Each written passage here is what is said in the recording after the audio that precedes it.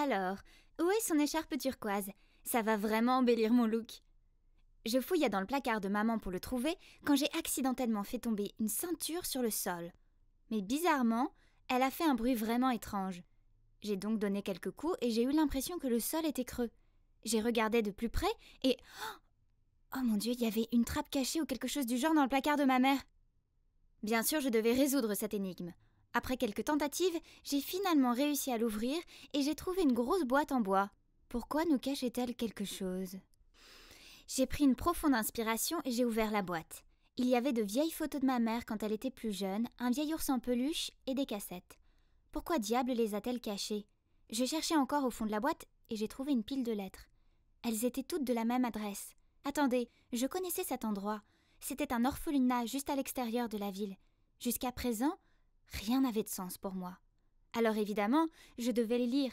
Elles étaient toutes de cette sœur de l'orphelinat appelée Anna. Elle n'arrêtait pas d'écrire sur une fille nommée Elsa, et plus je lisais, plus je réalisais que cette fille Elsa était la fille de ma mère. Cela voulait dire que j'avais une demi-sœur? Je n'arrivais pas à y croire. Et de ce qu'il paraît, ma mère n'avait pas vu Elsa depuis le jour où elle l'avait déposée à l'orphelinat. Donc, ma mère ne savait même pas à quoi elle ressemblait après toutes ces années. C'était insensé. Comment maman a pu faire ça? Je parlais du fait que mon père est un politicien, donc j'ai été élevée pour être toujours une bonne personne, tout comme eux. Mais après ce que je venais de découvrir, je ne savais plus quoi croire. C'est tellement absurde. Mais une chose était sûre, je devais trouver Elsa. Le lendemain, après l'école, je suis allée à l'orphelinat. J'ai tout raconté à Anna et elle m'a dit que Elsa était partie quand elle a eu 18 ans, mais qu'elle revenait tous les week-ends pour aider à l'orphelinat. Elle m'a ensuite donné l'adresse du domicile d'Elsa. J'ai suivi Google Maps et j'ai atterri dans un quartier vraiment effrayant. Alors que je frappais à sa porte, 1 milliard de questions me trottaient dans la tête. Et si elle ne voulait rien avoir à faire avec nous? Et si elle me détestait parce que je lui avais volé cette vie géniale qui était censée être la sienne? Mais je ne pouvais plus reculer maintenant. Dès que la porte s'est ouverte, je me suis figée. Pouvait-il vraiment s'agir de ma demi-sœur? Cette grande fille à l'air mystérieux se tenait là. Je tremblais quand j'ai dit « Salut, es-tu Elsa ?» Elle m'a juste donné un regard sceptique puis a répondu « Pourquoi? Qui es-tu » Je n'ai pas pu retenir mes larmes et j'ai dit « Je n'arrive pas à croire que je t'ai trouvée.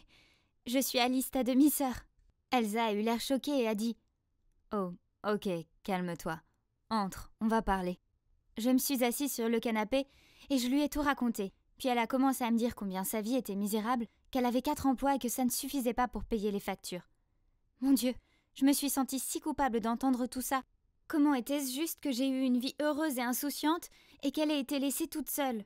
Je ne pouvais pas laisser Elsa comme ça. Je devais faire quelque chose. Après ça, je me suis précipitée à la maison et j'ai traîné maman dans ma chambre pour pouvoir lui parler en privé. Je l'ai confrontée et au début elle a nié, mais elle a fini par fondre en larmes et tout avouer. Je n'en croyais pas mes oreilles quand j'ai entendu toute l'histoire. À 18 ans, elle avait donné naissance à Elsa, mais le père d'Elsa ne voulait pas prendre ses responsabilités, alors ma mère a décidé d'élever Elsa toute seule. C'était difficile pour elle car elle n'avait pas de travail décent. Au bout de 6 mois environ, mon père est apparu et s'est intéressé à elle. Comme il venait d'une famille aisée, ma mère a sauté sur l'occasion d'être avec lui. Cependant, elle pensait que s'il savait pour Elsa, il ne serait pas enthousiaste. Alors, le cœur lourd, elle a décidé d'envoyer Elsa à l'orphelinat. Depuis, elle a envoyé une lettre à Anna chaque année pour l'anniversaire d'Elsa. Mais elle lui a demandé de ne pas envoyer de photos d'Elsa, car c'était trop douloureux à voir. Je ne pouvais pas croire que ma mère avait abandonné sa fille pour de l'argent. J'ai supplié ma mère de rencontrer Elsa. Elle lui devait au moins ça. J'ai expliqué à quel point la vie d'Elsa était misérable et qu'elle ne méritait pas ça. Finalement, ma mère a accepté. Donc le lendemain, elle est venue me chercher à l'école et nous sommes allés chez Elsa. Dès que ma mère l'a vue, elles se sont embrassées et ont pleuré. Et ma mère a été choquée par l'état de délabrement de la maison d'Elsa et lui a immédiatement dit de venir vivre avec nous. Oh waouh, maman, je suis si heureuse que nous soyons réunis. Mais cette décision n'était-elle pas trop impulsive? Et papa? Bien sûr, il était super choqué. Ma mère l'a fait asseoir et lui a expliqué qui était Elsa.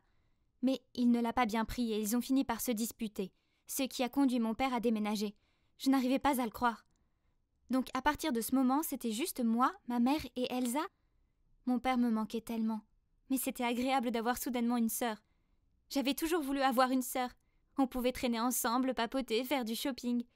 Oh mon Dieu, ça allait être tellement amusant! Mais il s'est avéré que ce n'était pas aussi amusant que je l'avais espéré. Un soir, Elsa regardait un film. Je me suis assise à côté d'elle et j'ai dit « Oh, j'adore ce film, mais je supporte pas le rôle principal féminin. Sa voix est si agaçante. » Je me suis retournée pour voir la réaction d'Elsa, mais elle restait figée comme une planche. Alors j'ai continué. En fait, elle ressemble à mon amie Bénédicte. Toujours pas de réponse d'Elsa. En fait, elle n'a même pas regardé. Est-ce qu'elle écoutait au moins? Eh bien, manifestement oui, car quelques jours plus tard, mes amis sont venus, y compris Bénédicte, et quand Elsa est passée devant nous, elle a dit « Je parie que la fille Bénédicte dont tu m'as parlé n'est pas là, hein ?» Oh mon Dieu! Je me suis littéralement figée. Comment a-t-elle pu dire ça devant tout le monde? Devant Bénédicte? J'étais mortifiée. Et le pire, c'est que Bénédicte n'a plus voulu être mon amie après ça. Même mes autres amies ont arrêté de me fréquenter. Elles pensaient que j'étais juste une autre fille méchante. Et ce n'était pas tout. Elsa a commencé à se comporter très bizarrement. Un jour, en rentrant de l'école, je l'ai trouvée dans ma chambre, regardant mes vieilles photos. Et quand elle m'a vue, elle a dit d'une voix effrayante « T'as de la chance de ne pas avoir été abandonnée comme moi. » Mon Dieu, ça m'a donné des frissons. Puis plus tard dans la nuit, je l'ai entendue demander à notre mère si elle pouvait avoir une indemnité pour rattraper le temps perdu. Waouh, mais ce n'était que justice, pas vrai? Eh bien, le lendemain, je ne trouvais pas mon rouge à lèvres préféré. Et comme Elsa avait récemment fait des visites inopinées dans ma chambre, je suis allée lui demander. Mais elle a juste haussé les épaules et dit « Ouais, je l'ai pris alors. » Waouh, depuis quand est-elle devenue si grossière? Attends, elle portait aussi ma robe à fleurs? C'était ça, j'en avais assez. Je suis allée directement voir ma mère et lui ai dit ce qu'Elsa avait fait. Je m'attendais à ce qu'elle soit de mon côté, mais ce n'était pas le cas. Elle m'a dit d'être plus compréhensive car Elsa n'avait pas l'habitude d'être entourée d'autres personnes. Elle avait donc besoin d'un peu de temps pour s'adapter. C'était ridicule. Et ensuite, c'est devenu pire encore. Elle a commencé à s'en prendre à mon père. Tu devrais divorcer. La façon dont il t'a laissée comme ça. Quel horrible mari. Elle a dit à maman quand toutes les deux préparaient le dîner. Tu pourrais réclamer la propriété de tout.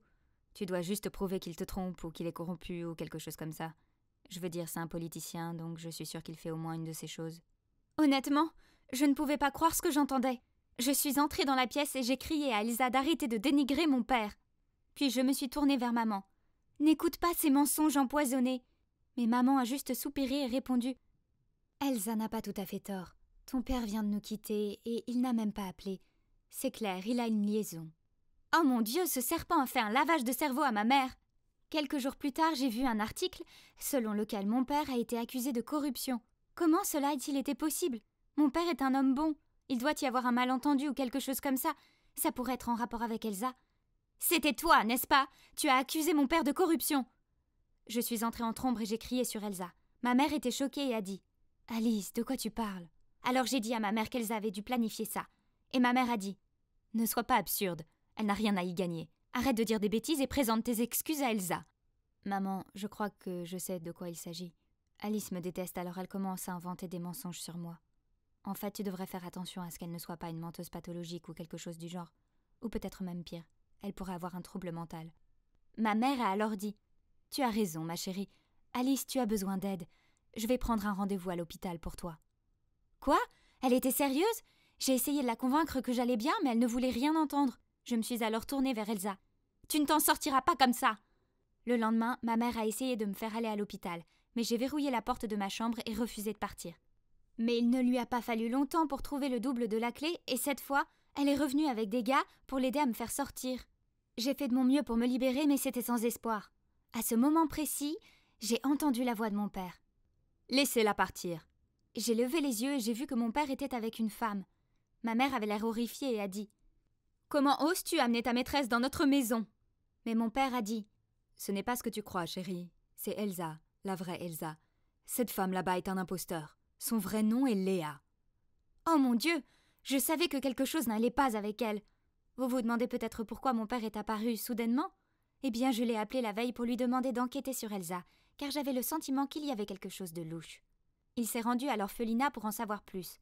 Et les sœurs n'arrêtaient pas de dire qu'Elsa était la plus gentille des femmes et que s'il l'attendait, il pourrait la rencontrer. C'est alors que la vraie Elsa est apparue et que mon père a découvert la vérité. Elsa avait déménagé, mais les sœurs de l'orphelinat ne le savaient pas et m'ont donné l'ancienne adresse. Elsa savait pour maman depuis le début car elle avait trouvé les lettres. Mais elle était encore furieuse d'avoir été abandonnée et n'était pas prête à la rencontrer. Elle a tout dit à Léa sur ma famille et sur notre richesse. Alors quand je suis allée à l'ancienne adresse et que j'ai demandé des nouvelles d'Elsa, Léa a saisi l'occasion pour usurper l'identité d'Elsa. Mon père a pointé Léa du doigt et lui a dit « Je te donne 10 secondes pour sortir de chez moi ou j'appelle la police. Ne t'approche plus jamais de ma famille. » Léa s'est enfuie immédiatement et on ne l'a plus jamais revue. Quant à la vraie Elsa, eh bien, c'était une sacrée réunion. Au début, ça ne s'est pas bien passé, mais petit à petit, Elsa s'est ouverte à maman. Et bien sûr, les accusations de corruption de mon père ont été abandonnées après qu'il ait été déclaré innocent. Il a aussi pardonné à ma mère et est revenu à la maison. Elsa nous rend souvent visite et je dois dire que c'est exactement ce que j'espérais ressentir en ayant une grande sœur. Je suis si heureuse que nous soyons tous réunis à présent.